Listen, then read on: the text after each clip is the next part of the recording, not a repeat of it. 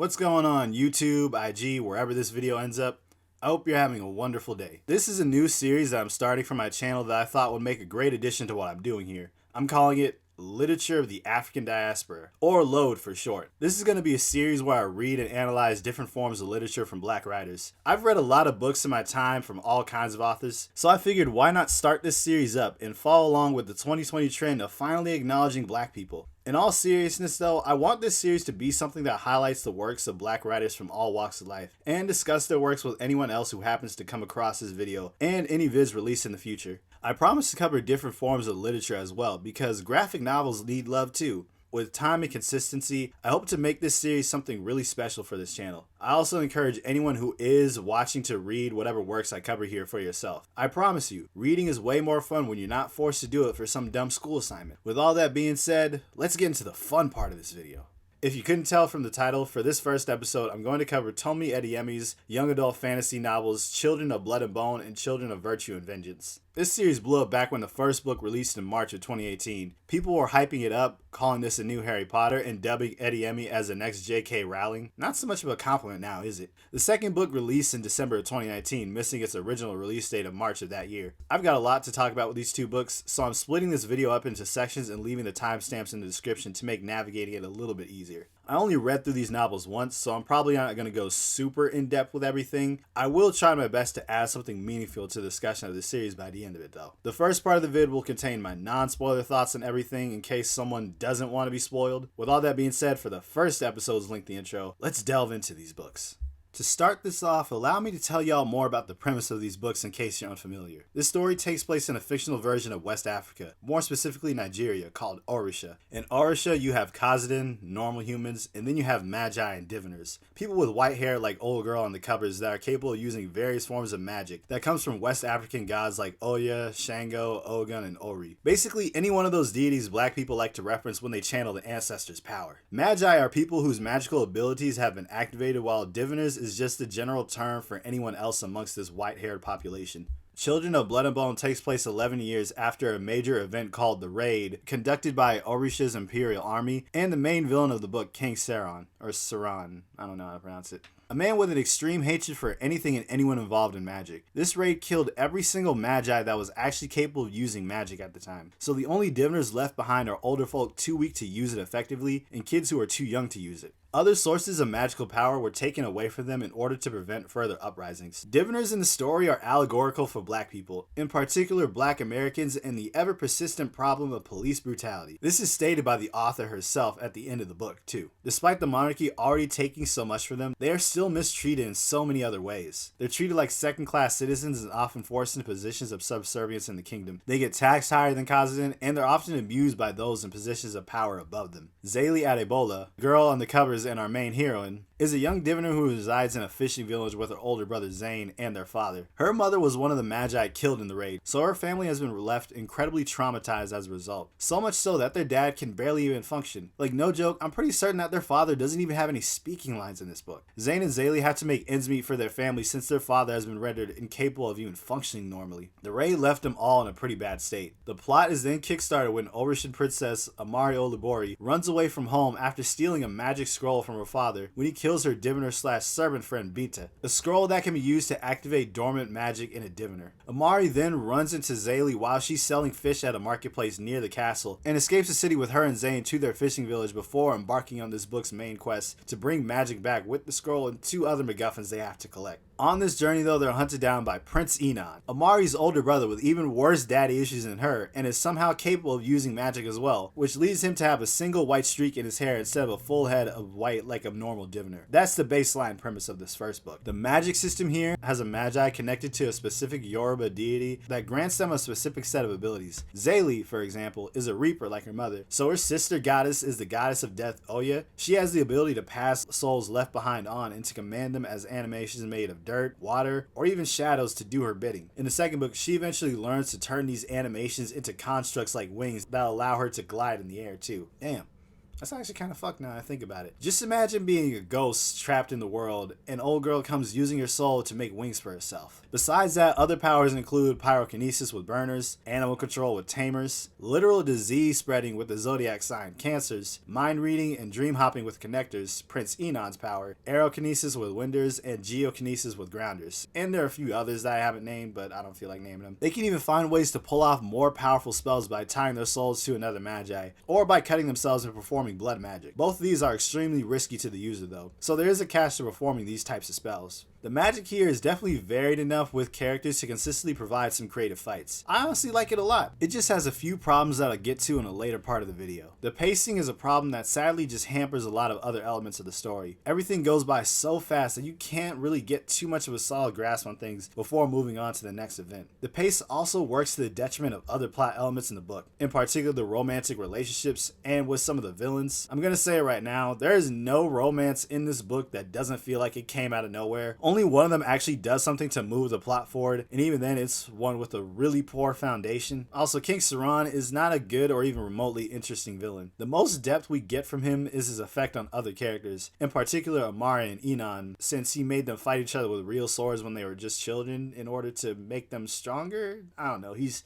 just an abusive asshole. Just keep that in mind. And a brief explanation of his backstory towards the end. A backstory stating his reason for leading the raid on the Magi being a group of burners stormed a castle and killed his first wife and infant child along with the previous king and other members of the royal family. That's all we get too. It's an understandable motivation for his character, but frankly it's not enough to make me actually care. It doesn't help that all we get of this event is just this conversation he has with Enon towards the end of the book. Saran is at his best when he's a prejudiced mustache twirler that moves the plot forward. He can be intimidating at times. However, he just ends up being another symptom of a larger problem this series has. Overall, I think Children of Blood and Bone is a really fun book to read. It's got a really fast pace that makes it easy to breeze through, but also works to his detriment in a lot of aspects. It's got some really cool action and a magic system that makes for fights that are consistently visually appealing and fun to read. This book is also pretty violent at some points too, more so than I previously anticipated. Nothing that's too gruesome though, so don't expect to see it in a movie from Disney since they got the film rights for this. Despite its flaws, I really enjoyed this book. It's a nice simple adventure with magical black people, and I believe that it mostly achieves its goal of being a worthwhile read. Now for the second book. Children of Virtue and Vengeance basically deals with the fallout of the first book's ending, which results in ownership being plunged into a state of disarray, and the conflict between the Magi and the monarchy intensifying. A rebel organization of Magi called the Iaka is formed to combat the monarchy, and Zaylee, Zane, and Amari are working with them to fight against the monarchy while trying their best to recover from everything they've endured up to this point. I can't really give too many plot points to this one without spoiling a lot, so I won't say much just yet. What I will say though is that Children of Virtue and Vengeance is not as good as the first book. Characters regress and become really annoying, if not insufferable at times. The pacing has the same problems as the first book, but it's even worse here considering that this book is over 100 pages shorter, yet it somehow has 5 more chapters than the first one. Seriously, there are chapters in here that are just 2 pages long. This book makes some really questionable choices with characters in the magic system that just really left me puzzled.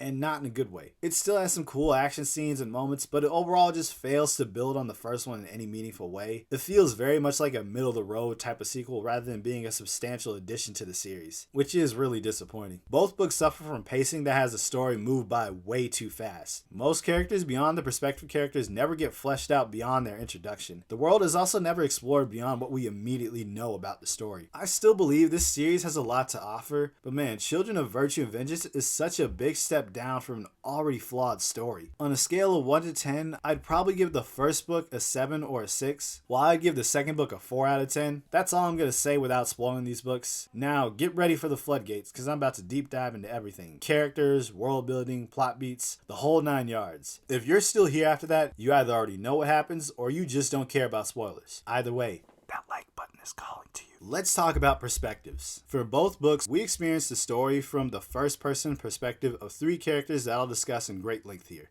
Zaylee, Amari, and sweet Prince Enon of all people. So yeah, we get an antagonist perspective in here. That'll be fun. Oh, this man Enon. I got a lot to talk about with him, but I'll get to that. Let me start with cover girl Zaylee. Zaylee isn't my favorite character in this series, but she does serve her role as protagonist pretty well. She's pretty headstrong and resourceful, traits that are really a requirement for protagonists of most stories. She's also got a really cool weapon in the form of a compactable staff that she's been trained to use. I just really wish there were more scenes of her actually using it in a fight though. One of the things that I like about her is her past trauma playing a huge role in her character, especially with her inheriting her Reaper powers from her mother. It adds to the tragedy behind her character and gives us a personal connection to the raid without having it be a part of the main story. Zaylee would be completely fine for me as a protagonist if it wasn't for the romance between her and Enon. I'll rant about that later when I talk about his character, don't you worry. Amari starts off the story as this really scared damsel in distress since she comes from a place of privilege as a princess. Something Zaylee is really quick to remind her of since their relationship has a really rough start. Hell, there are a few times where Zaylee actually tries to kill Amari. So yeah, the two of them definitely had a lot of issues to work through together. However, we learn pretty quickly that there's a lot more to the princess than meets the eye, and she outgrows the damsel in distress phase really fast. Of course, she still struggles throughout the book with learning to break out of her shell and to be useful on the quest, but she really does pull through in some of the most crucial moments in the story. Amari's arc in the first book is honestly the most satisfying for me. In hindsight, she's probably my favorite character from Children of Blood and Bone. At the end, when Zaylee casts her big spell to bring magic back, Amari becomes a connector like Enon, which had me super excited to see where the story was going in Children of Virtue and Vengeance. However, that excitement was killed pretty fast because Children of Virtue and Vengeance is a complete character assassination of Amari for no good reason. In fact, the book regresses her whole friendship with Zaylee. Zaylee basically spends most of the second book arguing and hating Amari for being one of the magi that she created. I can understand magic proving to be something way more complicated for her than it was before, but the way she treats Amari makes it seem like these two never became the close friends that they ended up being in the first book. They spend the whole book arguing about what to do next with the fight against the monarchy, or just not even communicating properly about what their plans are at all. Granted, Amari's whole stance on making peace with them is stupid to begin with, but this doesn't make Zaylee look good either. This is so puzzling to me considering that these two characters pretty much had each other's backs constantly in the first book. Amari risked her life multiple times to save Zaylee's ass, and was her confidant at her breaking point. Yet all that just gets thrown away in the second book in a poor attempt to add drama to the story. What makes Amari's behavior so weird here is that she was way more cautious of her brother in the first book. When Enon confronts them in the forest, she calls him out on their past abuse, and she warns Zaylee that Enon will betray them. It's not even a casual hint either. She explicitly states that Enon will betray them at some point. I'll even read aloud what she says to her. What is it? I want you to be happy, Zale. More than you realize. But I know my brother. What's that supposed to mean? Amari pauses, pinning another coil back. Either he's about to betray us, or something else is taking place. Yo, like, Amari says it explicitly right there in the first book. Yet in Children of Virtue and Vengeance, Amari does a complete 180 and trusts her brother to do the right thing all of a sudden? Even after this asshole still tried to help King Saran destroy magic at the end and got Zaylee and Zane's father killed? I get that she wanted to make peace with her brother and that the Magi are just in an overall shitty situation, but this change in motivation makes no sense. At every possible turn, Enon has found some way to screw them over and get people killed in both books. Amari has no good reason to trust this dude other than the plot simply needed her to. What makes this worse is that Amari also does some of the most out-of-pocket shit in this book too. She put a Magi in a coma after challenging her in her poor attempt to convince the Iaka leaders that they need to make peace with the monarchy. Then she tries to make peace with Enon on her own and leads him in the royal army directly to the mountain base where the Iaka resides, leading to more people being killed and the Magi having to leave their home again. Oh no, how could Enon have let this happen? I never would have thought that Enon would indirectly bring trouble directly to the Magi, despite it happening in the first book where the royal army follows him all the way to the Magi camp in the forest and burns it down. Are the characters aware that they're needlessly going in circles here, or am I just losing it for no reason? It doesn't end there either. At the end of the second book, she orders a Winder and Cancer to perform a combo attack of spreading a disease throughout a town just so that she could kill Enon and her mom, Queen Nahanda. This ends up killing everyone in the village. This was supposed to be Amari's backup plan, yet she pulls this out at the first sign of trouble with Iaka's first plan of attack. Worst part of this is that Enon and Nahanda aren't even in the village, and Zaylee almost dies in this attack. Real smart, Amari. A lot of these decisions are supposed to be influenced by her abusive abusive father, King Saran. But none of this was as prevalent with her character in Children of Blood and Bone. Hell, she also tells Enon straight up in the first book that he doesn't have to follow in their father's footsteps when they're all in the forest. If she's so heavily influenced by her abusive dead dad, then how was she ever able to stand up to him by killing him and telling him straight to his face that she'd be a better ruler than him? That was honestly the most badass moment of the first book. Between her and Enon, she was supposed to be the one capable of overcoming the trauma she suffered at the hands of her father. What happened? Why is she now crippled by the influence of her father in his absence? It's like Adeyemi just sought to make this character as inconsistent and annoying as possible just to move the plot along. Aside from her interactions with Amari, Zaylee spends a good chunk of this book just whining about how bad her situation is here. I understand why with their circumstances, especially with Zaylee still reeling from the loss of her father, but it just personally got annoying to me throughout the book. I just wasn't feeling her character as much here, and her ruined relationship with Amari is a big part of that, honestly. Since we're talking about flaws of Zaylee's character, I might as well segue into the last perspective character, Sweet Prince Enon. Whoo boy.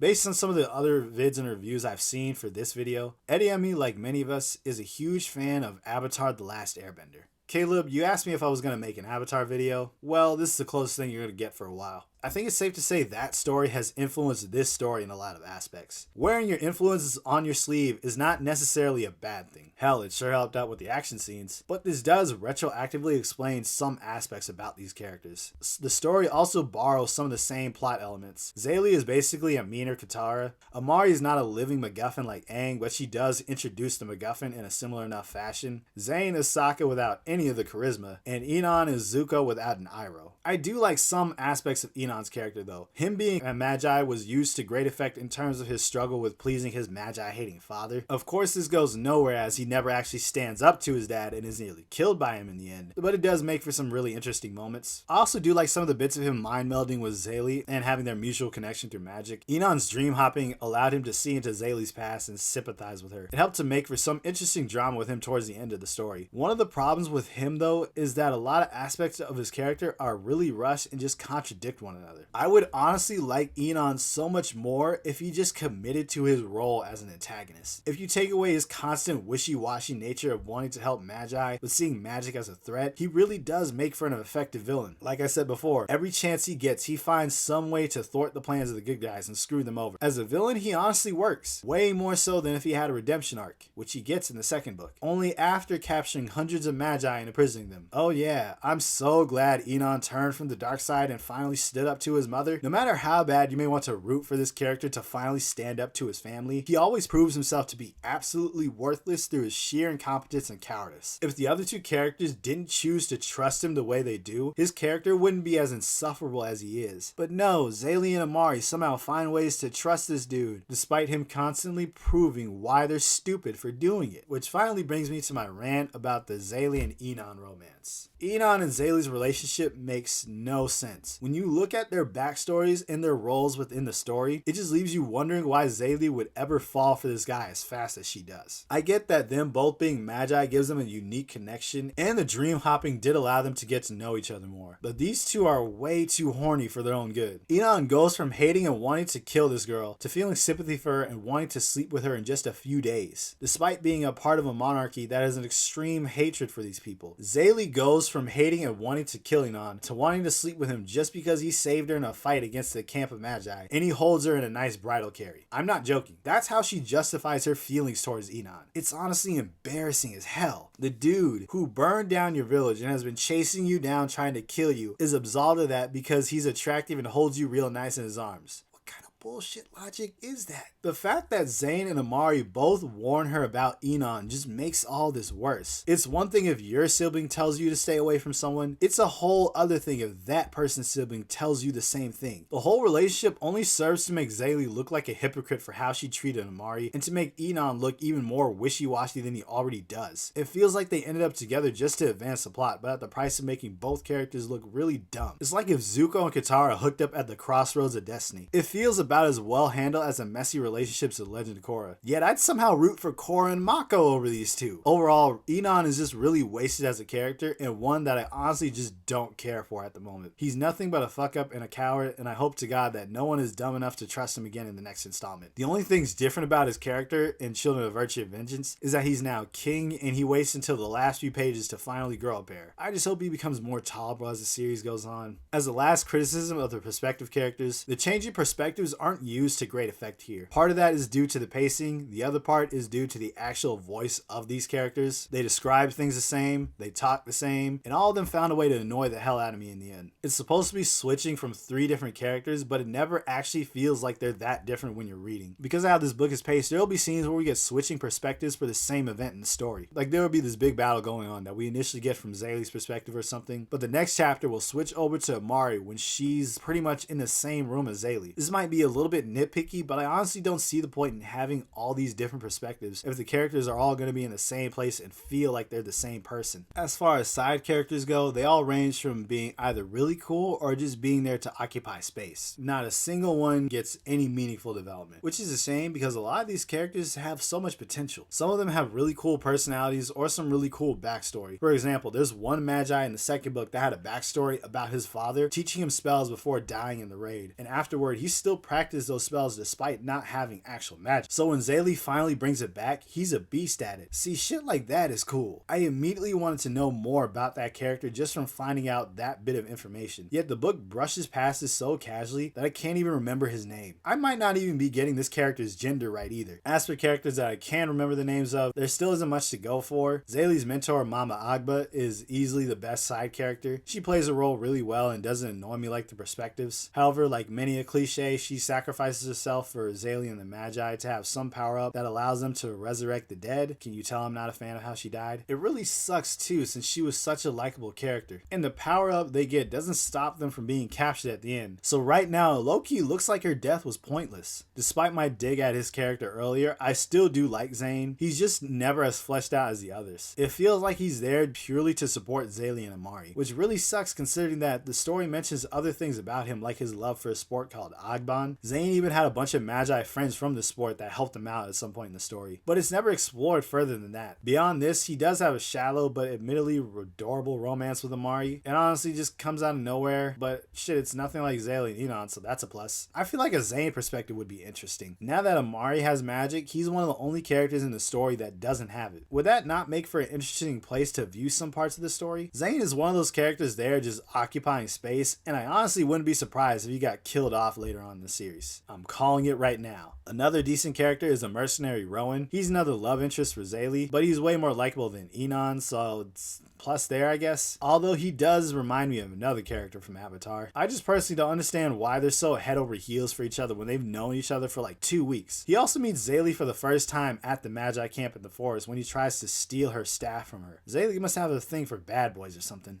I saw some people saying with the second book's end, the next installment would take place in his homeland, which does seem like an interesting idea for a sequel. Overall though, Rowan is just alright to me. The biggest problem with side characters not being as fleshed out as our perspectives is that whenever they get killed off, it feels like it's mostly there for the shock value. I honestly didn't care that much when the Magi camp leader Zulika was killed. We knew her for only a few pages before she died. I felt sad for like 30 seconds before just moving on. Hell, I nearly forgot her name while writing this video. This happens so much that I honestly think these characters would benefit from staying alive and being in the plot longer, honestly. Zaylee's Reaper apprentice, Mazaylee, is definitely one of those characters too. He dies after he and Zaylee combine their powers to fight off the royal army when Amari brings them to their doorstep. While Zaylee is incredibly torn up over this, I was still only sad for like 30 seconds. Once again, I think this problem arises partially due to the fast pace of the story. Nothing ever seems to stick. As much as I did enjoy characters like Rowan, Mazaylee, and Zulika, their deaths and roles in the story don't really hit me the way it seems like the book wants them to. This isn't just a problem with Magi characters either. Everyone on the monarchy side is the same way. I already stated how generic King Saran was, but his wife Queen Nahanda is just as much of a mustache twirl as he is. We never learned much about her other than the fact that she was the one who let the burners into the castle on the night of the royal family's massacre. Yes, she just casually admits to Enon that everything that has happened in these books was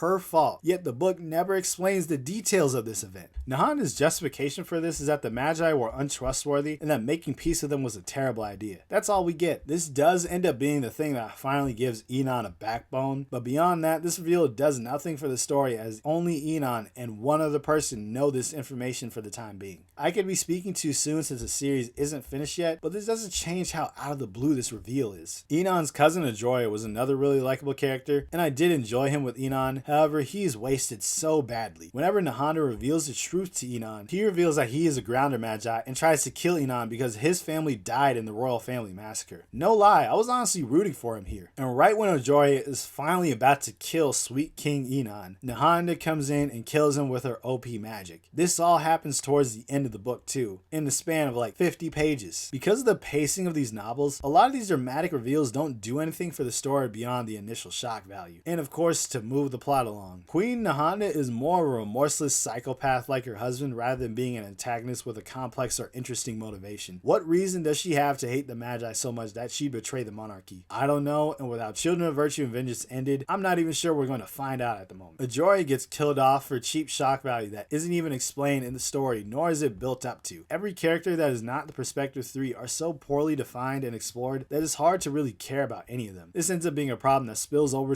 into other aspects of the story. Let's talk about the world building, because I still got some shit to say. The world building here just isn't on the level that I would like for it to be. Similar to the characters, a lot of the factors of it like the magic system, the backstory, and the allegory for racism all really suffer from a severe lack of development. For example, the second book brings in a concept to the magic system through the nobles gaining magic. Queen Nahanda becomes a titan or something, which basically grants her the ability to absorb magic from other titans in her army and deliver some devastating blows with magic. The book says that her power works similarly to Amari's, but I honestly don't understand the concept of titans that much. And both of them have really potent and powerful magic as a result. Funny enough, I don't think the first book ever actually refers to Enon as a titan. At least I don't remember. Correct me if I'm wrong. Apparently these people are Magi with white streaks in their hair that are in the Imperial Army or nobility with magic in their blood. They also have highly unstable magic, which adds to the devastation of their spells. Their magic is so strong that there are times where Enon and Amari actually break their bones casting spells. How exactly are Titans' magic so much more volatile than a normal Magi's? It could be suggesting that their bodies aren't used to the magic or that they aren't as naturally attuned to it. This is all my personal theory though, because these aren't explained well. A common theme with these books. This becomes a pretty big issue when characters start pulling powers out their ass, like combining spells to resurrect the dead. Like seriously, that came out of nowhere, and it felt like such a cop-out at the end. The vague nature of the magic system makes some of these abilities seem random at times. What makes it worse is that they discover the resurrection power by bringing back the people Amari's crazy ass killed, and the fact that Mama Agba sacrifices herself for Zayli and the Ika leaders to have this permanent Zenkai boost. See what I mean when I say that these characters would probably be better left alive? I wouldn't be as critical of the resurrection power-up if it didn't literally come out of nowhere just to reverse a character's idiocy. When it comes to world building outside of the magic system, everything is still so poorly defined. For how often the massacre of the royal family is referenced, I for the life of me cannot tell you a single name of any of the people killed in that event. How exactly did Queen Nahanda pull off the burner attack anyway? Did she plan the whole thing out and tell them where to go in the castle? Were these a bunch of random burners she just picked up off the street and paid money to do this? For a major event in the backstory of this world, the book tells you so little about it. The king before King Saran was also planning on making peace with the Magi, but again, that's all of the information we get out of this. And this begs the questions of how well this allegory for racism and colorism works beyond the surface. This world feels like there's a big history behind it, but beyond brief backstories, it never wants to explore what that world looks like. We know nothing about the larger conflict between Magi and Kazan outside what we're shown. If the king was trying to make peace with Magi, why did Magi kill him and his family? Was his attempt at peace a fake out to kill them or something? Did he have a history of cruelty towards them that led to some Magi hating him despite his efforts for peace in the end? What type of ruler was he anyway? What the hell was his name? If the books bothered to explain any of this, then I wouldn't be asking these questions. If this is supposed to help fuel the racism allegory, why is it that the only extremist group we see is the Ika? In a society that supposedly hates Magi, we never get to see how much of how that hate plays a role in their oppression, beyond the increased taxes, forced positions of servitude, and just other immediate examples. examples. How come there are no Magi antagonists? What does anti-Magi propaganda look like? If Magi are hated so much, how come there's no hate group like the Klan that isn't a part of the monarchy as another antagonistic faction? These are only a few of many questions I've thought of while reading this. Would these not all be really cool things to explore in a story that's supposed to be an allegory for racism, or am I just tripping? I might be asking too much of a YA novel series, but I can't help but feel this way. With the second book ending with all the characters being captured and brought on board a ship, I think it's safe to say that the author is going to continue with the racism allegory. Oh yeah, because I totally want a slavery story out of a novel series about magical black people. There are also other criticisms to be made about the stand and bigotry with the Magi, as there is very legitimate reason to be scared of them and what they're capable of. However, I personally don't find this as much of an issue as I do with just how shallow the story ends up feeling once you've really peeled back all the layers. Overall, I do still like this series and I want to see it succeed. I'm just concerned that it won't be able to live up to its potential with all the problems it currently has. With 3 more installments coming in the future, I just hope that this series does improve. Despite the issues I spent a good chunk of this video complaining about, I do still see a decent amount of potential in this series. Meeting that potential is another thing entirely, and it's something that only time will tell. I also hope that the movie still releases at some point, because I don't know how that's going with COVID. It'll be a Disney movie though, so I may not have to worry too much. That's all I have to say about this series for right now. Feel free to share your thoughts, positive or negative, in the comment section below. My name is Sasan Young, and I just want to say thank you for watching / listening, and #LoadUp!